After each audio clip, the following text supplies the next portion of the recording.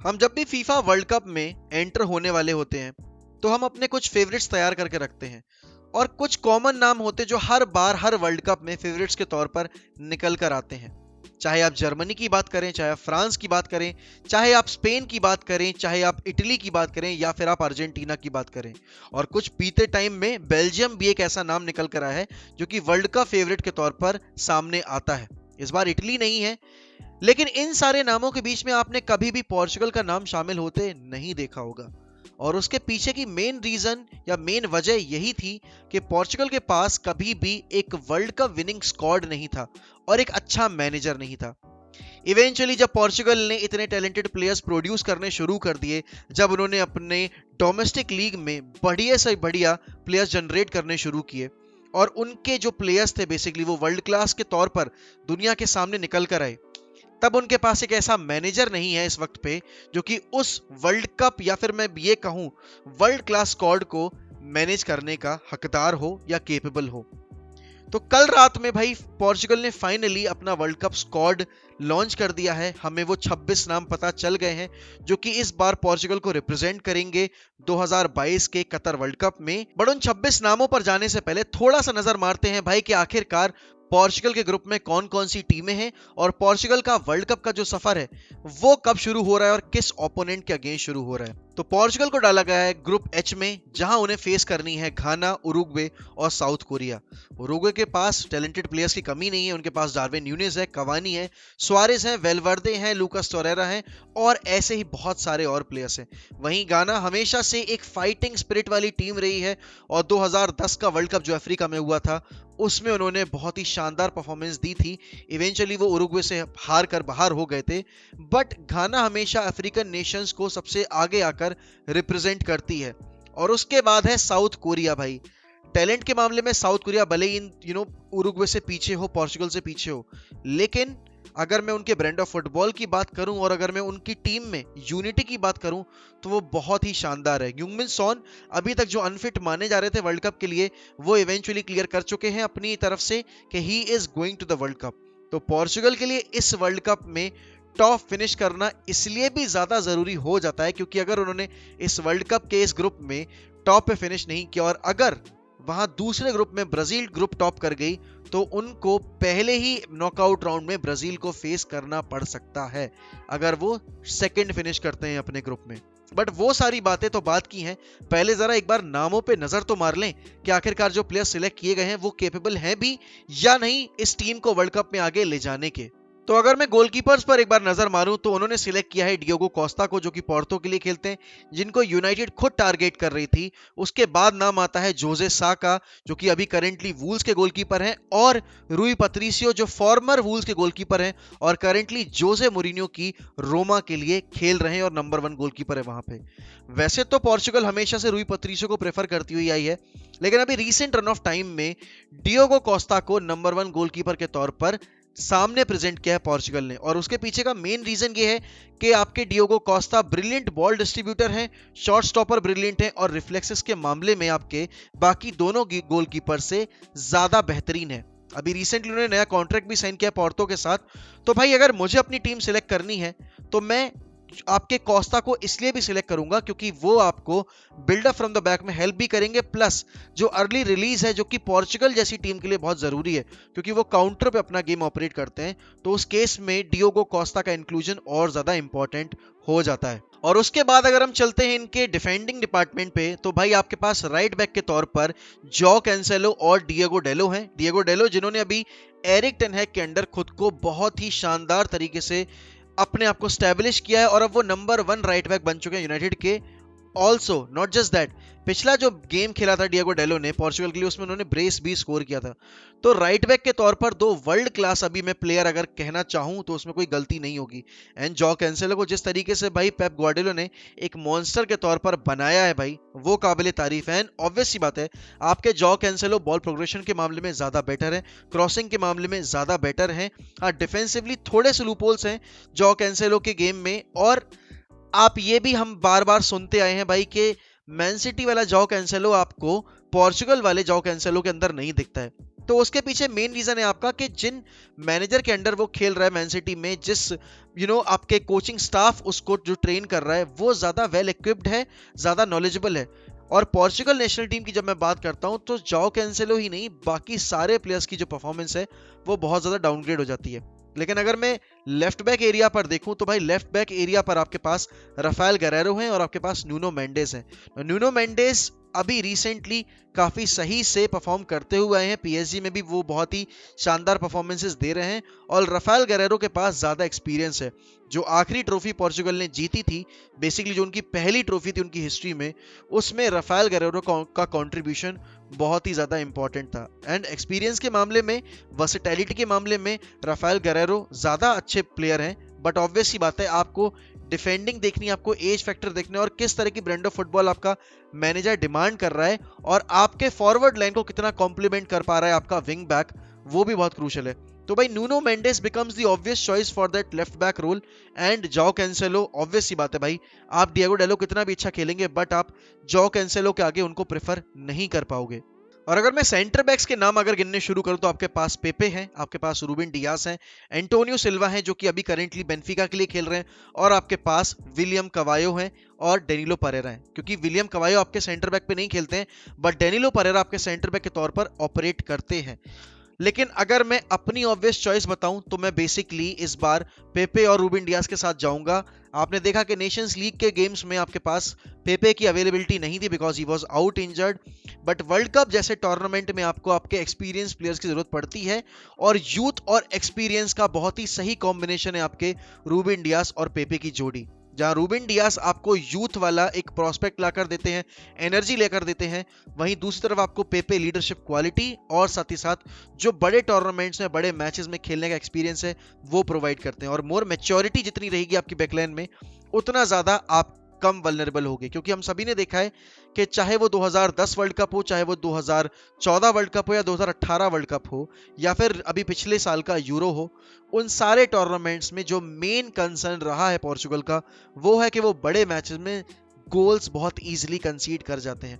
तो उस सब को देखते हुए भाई आपको एक परफेक्ट सेंटर बैक पैर उतारना पड़ेगा जो कि आपके विंग बैक जब आपके ऊपर पुश कर रहे हो तो वो उस रोल को बखूबी तौर पर निभा पाए। तो भाई बात कर लेते हैं अब जरा मिडफील्ड की पोर्चुगल की। क्योंकि देखो यार, पोर्चुगल की मिडफील्ड आई थिंक इस पॉइंट ऑफ टाइम पे सबसे बैलेंस मिडफील्ड के तौर पर मैं देख रहा हूं। जहां स्पेन की टीम थोड़ी यंग है क्योंकि मिडफील्ड के मामले में उनके पास पेद्री गावी हैं, बुस्केट्स की एक्सपीरियंस है बट पेद्री गावी काफी ज्यादा यंग है। फ्रांस की मिडफील्ड में पॉगबा कांटे नहीं है तो उनकी मिडफील्ड भी काफी ज्यादा रॉ है। ऑल्दो चुआमेनी, कामाविंगा और आपके रैबियो वगैरह काफी अच्छे प्लेयर हैं बट एक्सपीरियंस की कमी वहां भी है। जर्मनी की मिडफील्ड आई थिंक सबसे एक्सपीरियंस है, सबसे कंपोज्ड है। और इंग्लैंड की मिडफील्ड भी आप कह सकते हो थोड़ी सी एक्सपीरियंस है। और वहीं बेल्जियम की midfield I think one of the best है इस पॉइंट ऑफ टाइम पे। अर्जेंटीना का भी मिडफील्ड मैंने देखा नहीं है क्योंकि उनका स्क्वाड अभी रिलीज हुआ नहीं है। लेकिन पोर्चुगल की मिडफील्ड में अगर मैं नाम गिनने शुरू करूं तो आपके पास जॉ पेलिनियो है, रूबेन नेवेस है, बर्नार्डो सिल्वा है, ब्रूनो फर्नांडिस है, जॉ मरियो है, माथायस नूनियस है, ओटावियो है, विटीनिया और विलियम कवायो है। तो आपके पास होल्डिंग मिडफील्ड पे खेलने के लिए रूबेन नेवेस हो गए, आपके विलियम कवायो हो गए और साथ ही साथ आपके जॉ पेलिनियो हो गए। और उसके बाद नंबर 8 के तौर पर ऑपरेट करने के लिए आपके पास माथायस नूनियस हो गए, जॉ मरियो हो गए, ब्रूनो फर्नांडिस हो गए, बर्नार्डो सिल्वा हो गए और आपके पास ओटावियो हो गए और विटीनिया हो गए। लेकिन अगर मुझे अपना स्क्वाड सिलेक्ट करना है, जिस तरह की परफॉर्मेंस अभी ओटावियो देते हुए आए हैं, तो क्या मैं ओटावियो को बेंच कर सकता हूं? अगर मैं बेसिकली 4-1-4-1 जो कि प्रेफर करते हैं आपके फर्नांडो सैंतोस, उसके साथ जा रहा हूं, जहां रूबेन नेवेस आपके होल्डिंग मिडफील्डर के तौर पे खेल सकते हैं, डीप लाइन प्लेमेकर के तौर पे खेल सकते हैं, या विलियम कवायो आपके डीप लाइन प्लेमेकर के तौर पे खेल सकते हैं सिंगल पिवट रोल में, और विटीनिया और आपके बर्नार्डो सिल्वा 2 नंबर 8 के तौर पर ऑपरेट कर सकते हैं। लेकिन अगर आप मेरी माने तो मैं 4-2-3-1 के साथ जाऊंगा यहां पर, बिकॉज उस केस में आपके पास ऑप्शंस थोड़े खुल जाते हैं। या फिर मैं 4-1-4-1 के साथ नहीं, मैं 4-1-2-3 के साथ जाऊंगा, जहां पर आपके पास एक होल्डिंग मिडफील्डर है, 2 आपके पास बेसिकली नंबर 8 हैं और 3 आपके पास फॉरवर्ड है। तो भाई मेरा होल्डिंग मिडफील्ड तो रूबेन नेवेस हो गया। अब मेरे 2 नंबर 8 कौन होंगे? देखो, नंबर 8 की जब बात आती है तो आपको बर्नार्डो सिल्वा को अगर नंबर 8 के तौर पे यूज करना है तो फिर आप ब्रूनो फर्नांडिस को यूज मत करो। उसके अलॉन्ग साइड फिर आप यूज करो विटीनिया, क्योंकि विटीनिया जिस तरीके से पीएसजी में खेल रहा है भाई, उसने अपने आप को उस रोल में प्रूव किया है। तो आपको विटीनिया और बर्नार्डो सिल्वा की जोड़ी में एक डिफेंसिव इनपुट देने वाला बंदा मिल जाएगा और दूसरा बॉल कैरी करने वाला बंदा मिल जाएगा। Although I love Bruno Fernandes to bits, लेकिन अगर मुझे पोर्चुगल को जितना टूर्नामेंट में आगे जाते देखना है तो उतना मुझे ब्रूनो को इंटेलिजेंटली यूज करना पड़ेगा। हाँ, ब्रूनो को अगर आप नंबर 10 के रोल में फिट करना चाहो या सेकेंड स्ट्राइकर के रोल में फिट करना चाहो तो ज्यादा बेनिफिशियल रहेगा आपके केस में। लेकिन अगर मैं 4-1-2-3 के साथ जा रहा हूं तो उस केस में फिर मैं ब्रूनो को स्टार्ट नहीं दूंगा। I will go with विटीनिया and Bernardo Silva. हाँ, आप कह सकते हो आपके पास विलियम कवायो है, आपके पास बेसिकली जॉ मारियो है, लेकिन इस पॉइंट ऑफ टाइम पे ना आपके पास जॉ मर्टिन्यो नहीं है, क्योंकि आपके पास जॉ मर्टिन्यो होता था तो आपको रूबन नेवेस को कॉम्प्लीमेंट करने वाला बंदा मिल जाता था, तो आप बर्नार्डो सिल्वा को या ब्रूनो फर्नांडिस को नंबर 10 रोल में डाल देते थे। लेकिन अभी इस पॉइंट ऑफ टाइम पे वो अवेलेबिलिटी नहीं है आपके पास। ऑप्शंस तो बहुत सारे हैं, लेकिन आपको अपनी टीम और अपने अप्रोच के अकॉर्डिंग देखते हुए देखना पड़ेगा कि भाई आपके काउंटर अटैकिंग स्टाइल को कॉम्प्लीमेंट करने वाले बंदे कौन कौन से हैं। तो मेरी मिडफील्ड तो ये, आप मुझे बताइए भाई कि मिडफील्ड में आपका कॉम्बिनेशन क्या रहने वाला है। एंड ऑल्दो डिएगो जोटा इज इंजर्ड और वो वर्ल्ड कप में पार्टिसिपेट नहीं कर रहे हैं, but even after that Portugal की जो फॉरवर्ड लाइन है वो अभी भी काफी ज्यादा हैवी लोडेड है। और देखो, आप अगर नाम देखोगे, आपके पास आंद्रे सिल्वा है, क्रिस्टियानो रोनाल्डो है, भाई इंट्रोडक्शन की जरूरत नहीं है, गोंजालो रामोस हैं, जॉ फीलिक्स है, राफेल लियो हैं और रिकार्डो हॉर्ता है। अब देखो यार, गोंजालो ग्वाइदेस को इंक्लूड नहीं किया गया है तो थोड़ा मैं शॉक्ड हूं, but at the same time Gonzalo Guedes ने आकर वूल्स में इतनी कुछ खासी परफॉर्मेंस दी नहीं थी कि जिसके बेसिस पर उनको प्रेफर किया जाए वर्ल्ड कप के स्क्वाड में। लेकिन हाँ, जोटा की जो अनअवेलेबिलिटी है वो काफी बड़ी मिस रहने वाली है पोर्चुगल के लिए, क्योंकि ऑब्वियस सी बात है वो बहुत अच्छे से कॉम्प्लीमेंट करते हैं और हमेशा बॉक्स के अंदर एक गोल स्कोरिंग थ्रेट रहे हैं डिएगो जोटा। लेकिन ये वर्ल्ड कप कुछ प्लेयर्स के लिए बहुत ही मैसिव होने वाला है, क्योंकि देखो, अगर मैं 4-1-2-3 के साथ जा रहा हूं जैसे मैंने अभी पहले डिस्कस किया, तो फिर मुझे एक राइट विंगर चाहिए और एक मुझे लेफ्ट विंगर चाहिए। तो राफेल लियो जिस तरह की रीसेंट रन ऑफ फॉर्म में है, जिस तरीके से उन्होंने इसी मिलान में अपने आप को प्रूव किया है, जितने बड़े बड़े क्लब्स उनके पीछे लगे हुए हैं, चाहे वो आपकी चेल्सी हो, चाहे रियल मैड्रिड हो, चाहे आपकी यूनाइटेड हो, इवन बाकी क्लब्स भी उनकी सिचुएशन को मॉनिटर कर रहे हैं, तो कह सकते हो कि भाई इस बार राफेल लियो को रिस्पॉन्सिबिलिटी लेनी पड़ेगी और यहां पर डिएगो जोटा की अनअवेलेबिलिटी में राफेल लियो को खुद को प्रूव करना पड़ेगा। लेकिन एक नाम जिसके ऊपर बहुत ज्यादा प्रेशर है डिलीवर करने का, वो है जॉ फीलिक्स। देखो, बहुत ही अर्ली एज में जॉ फीलिक्स को हाइप मिली, जॉ फीलिक्स को वर्ल्ड स्टेज पे इंट्रोड्यूस किया गया, उनको बड़े बड़े नामों से कंपेयर किया जाने लगा और उसके बाद से जॉ फीलिक्स के करियर की जो ट्रेजेक्टरी रही ना, वो डाउन द हिल ही जाती हुई दिखी हमें, बिकॉज क्लब फुटबॉल में भी वो अपने टैलेंट को उतनी अच्छे तरीके से प्रेजेंट नहीं कर पाए और उसमें मेन रीजन मैनेजर का ही रहा है। और नेशनल टीम के स्क्वाड में भी अगर बहुत सारे पोर्चुगीज प्लेयर्स अपने आप को नेशनल टीम में अच्छा परफॉर्म नहीं करवा पाते हैं, तो उसका मेन रीजन रहता है आपके मैनेजर का उनको यूज करने का तरीका। क्योंकि जॉ फीलिक्स आपका सेकंड स्ट्राइकर है, वो आपका वाइड फॉरवर्ड की तरह या इनसाइड फॉरवर्ड की तरह ऑपरेट करता है, लेकिन आप उसको वाइड फ्लैंक पर यूज करते हो जहां आप उसको उन फाइनल थर्ड एरियाज में ऑपरेट नहीं करने देते हो, उसमें इंट्रोड्यूस नहीं होने देते हो। तो आई थिंक वो अप्रोच चेंज करना पड़ेगा। एंड फर्नांडो सैंतोस को अगर पिछले इतने सारे मैचेस की गलतियों से सबक नहीं सीखना है तो फिर बहुत जल्दी गुड बाय करना पड़ेगा भाई पोर्चुगल फैन बेस को, अपनी टीम को। एंड मुझ जैसे फैंस, आप जैसे फैंस जो कि पोर्चुगल को आगे जाता देखना चाहते हैं, भाई उनके लिए घंटे की मतलब बेसिकली खतरे की घंटी बज सकती है। क्योंकि देखो, अगर मेरी फॉरवर्ड लाइन में सिलेक्ट करूंगा तो भाई मैं राइट विंग पर डाल दूंगा आपके जॉ फीलिक्स को, जो कि as a second striker operate करेंगे मोस्ट ऑफ द टाइम, और आपके लेफ्ट विंग पे डालूंगा मैं राफेल लियो को। लेकिन अगर मैं 4-3-3 के साथ नहीं, मैं 4-4-2 के साथ जा रहा हूं, तो फिर उस केस में मैं मिडफील्ड में डालूंगा आपके रूबन नेवेज और आपके विटीनिया को, और उसके बाद वाइट फ्लैंक्स पर डालूंगा मैं राइट मिड और लेफ्ट मिड पर राफेल लियो को और बर्नार्डो सिल्वा को, और आपके अप टॉप खिलाऊंगा मैं रोनाल्डो और जॉ फीलिक्स। तो भाई ये मेरा कॉम्बिनेशन है, क्योंकि देखो, काउंटर अटैकिंग फुटबॉल के लिए अगर आपको रोनाल्डो का प्रॉपर यूज करना है तो उसके अलोंग साइड ऐसे बंदे होने चाहिए जो अगर जितना वर्क रेट वो प्रोवाइड नहीं कर रहा है उतना वर्क रेट वो प्रोवाइड कर पाए। और मिडफील्ड की बैटल पोर्चुगीज नेशनल टीम के लिए हर मैच में बहुत क्रूशियल रहने वाली है, क्योंकि आप उरुग्वे से खेलोगे। उरुग्वे बहुत ही ज्यादा फिजिकल टीम है, वो आपको प्रेस डाउन करेगी, वो आप पे काउंटर प्रेस करेगी, आपका अटैक डेवलप नहीं होने देगी, they will make those tactical fowls, वो आपको आगे प्रोग्रेशन रन्स नहीं बनाने देंगे, आपको बॉल चलाने का मौका नहीं देंगे।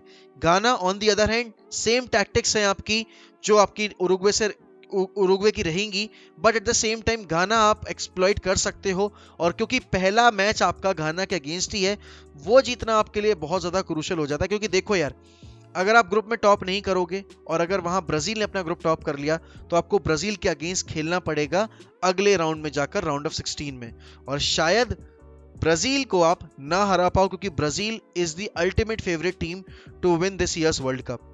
और इसीलिए फर्नांडो सैंतोस को अपनी टैक्टिक्स पे, अपने गेम प्लान पे बहुत ही ज्यादा शार्पली वर्क करना पड़ेगा, क्योंकि अगर वो ये चीज नहीं करेंगे तो पोर्चुगल को एक बार फिर घर लौटना पड़ेगा वर्ल्ड कप से बहुत जल्दी। और देखो यार, बहुत सारे सुपरस्टार्स के लिए, पोर्चुगीज सुपरस्टार्स के लिए ये आखिरी वर्ल्ड कप होने वाला है, लेकिन रोनाल्डो के लिए ये बहुत ही क्रूशियल टाइम पीरियड है, क्योंकि उनका क्लब फुटबॉल में कुछ इतना अच्छा फेज रहा नहीं है पिछले 1.5-2 साल में, और ऑब्वियस ही बात है ये उनके लिए आखिरी वर्ल्ड कप टूर्नामेंट है, वो एक हाई पर वर्ल्ड कप से विदा लेना चाहेंगे। उनका ये 5वां वर्ल्ड कप है, वो अपने नेशनल रिकॉर्ड जो है वर्ल्ड कप में 9 गोल्स का वो तोड़ सकते हैं। मैक्सिमम अपॉर्चुनिटीज बना के देनी पड़ेंगी टीम को, रोनाल्डो को, क्योंकि अब रोनाल्डो के पास वो लेग्स नहीं है कि वो 90 मिनट तक जिस इंटेंसिटी के साथ आपके 2018 में परफॉर्म करके गए हैं, या 2014 से पहले जब वो बेसिकली खेल रहे थे तब परफॉर्म कर रहे थे, क्योंकि 2014 के वर्ल्ड कप में वो इंजरी लेकर आए थे वर्ल्ड कप में, और इसीलिए पोर्चुगल इतना कुछ खास कर नहीं पाई थी। इस पॉइंट ऑफ टाइम पे जो रोनाल्डो की फिजिकल स्टेट है वो बहुत सही है, जो बाकी प्लेयर्स की फिजिकल स्टेट है वो बहुत सही है, और ऐसा नहीं है कि ये प्लेयर्स बहुत ही एवरेज प्लेयर्स हैं। जॉ फिलिक्स आपके वर्ल्ड क्लास प्लेयर हैं, बर्नार्डो सिल्वा सिटी के लिए जिस तरीके से परफॉर्म करते हुए आए हैं वो सबके सामने जग जाहिर है। ब्रूनो फर्नांडिस ने सिंगल हैंडेडली यूनाइटेड को कैरी किया है 2 सीजन रोनाल्डो के आने से पहले, और इस सीजन भी काफी अच्छी फॉर्म में दिख रहे हैं वो। ऑल्सो जॉ कैंसेलो को इंट्रोडक्शन की जरूरत है नहीं, डिएगो डेल ने जिस तरीके से अपने आप को प्रूव किया इस सीजन में भाई, वो काबिले तारीफ है। चाहे आपके सेंटर बैक के तौर पर मैं रूबेन डियास की बात करूं, पेपे की बात करूं, या फिर मैं ऑप्शंस के तौर पर भी अगर मैं बात कर रहा हूं एंटोनियो सिल्वा की, या फिर मैं आपके डेनिलो परेरा की, तो वो भी काफी सही हैं। प्लस अगर मैं बात करूं आपके लेफ्ट बैक एरिया पे, तो आपके राफेल गरेरो और नूनो मेंडेज हैं। मिडफील्ड में आपके पास ऑप्शंस की कमी नहीं है, चाहे आप बात करो रूबन नेवेस की, विलियम कवायो की, जॉ मारियो की, विटीनिया की, मथाइस नूनियस की, चाहे आप बात करो बर्नार्डो सिल्वा की, ब्रूनो फर्नांडिस की, तो टीम बहुत सॉलिड है। लेकिन क्या मैनेजर उतना सॉलिड है कि वो वर्ल्ड कप जिता पाए? I don't think. मेरा early prediction Portuguese national team के लिए यही है कि अगर वो ग्रुप टॉप करते हैं तो मैक्सिमम स्टेज जहां वो जा सकते हैं वो है सेमीफाइनल की, क्योंकि इवेंचुअली सेमीफाइनल में फिर आकर उनको कैरेक्टर दिखाना पड़ेगा, और भी टफ ओपोनेंट्स के अगेंस्ट उन्हें मैच खेलने पड़ेंगे, एंड इवेंचुअली अगर ब्राजील पहुंचती है सेमीफाइनल तक तो शायद उनको ब्राजील से खेलना पड़े। तो अगर आप ग्रुप स्टेज के बाद राउंड ऑफ 16 में उनको नहीं फेस कर रहे हो तो सेमीफाइनल में तो करना ही करना पड़ेगा। तो उस लिहाज से भाई काफी क्रूशल रहने वाला है उनके ग्रुप स्टेज में कैसे मैचेस वो फिनिश करते हैं। बट आप मुझे बताइए भाई कि आपके हिसाब से पोर्चुगल कितना आगे जा सकती है, आपका क्या प्लेइंग 11 रहने वाला है पोर्चुगल नेशनल टीम के लिए, और स्टार ऑफ द टूर्नामेंट आपके हिसाब से कौन रहेगा? देखो, अगर मुझे एक प्लेयर प्रेडिक्ट करना हो जिसके अराउंड पूरी टीम रन करेगी, तो आई वुड से वो बर्नार्डो सिल्वा होंगे और जॉ कैंसेलो होंगे। मैं रोनाल्डो का नाम इसलिए नहीं ले रहा हूं क्योंकि रोनाल्डो हर बेसिकली वर्ल्ड कप में क्रूशियल प्लेयर के तौर पे उतरते हैं और इस वर्ल्ड कप में भी रहेंगे, लेकिन रोनाल्डो के अलावा कौन से वो 2 प्लेयर्स होंगे जो कि पोर्चुगल का पूरा गेम जो है वो रन करेंगे? तो मेरे लिए ऑफेंसिव इनपुट के तौर पर भाई बर्नार्डो सिल्वा और जॉ कैंसेलो की जोड़ी बहुत क्रूशियल रहने वाली है, एंड देखना होगा कि भाई क्या कॉम्बिनेशन खिलाते हैं आपके फर्नांडो सैंतोस।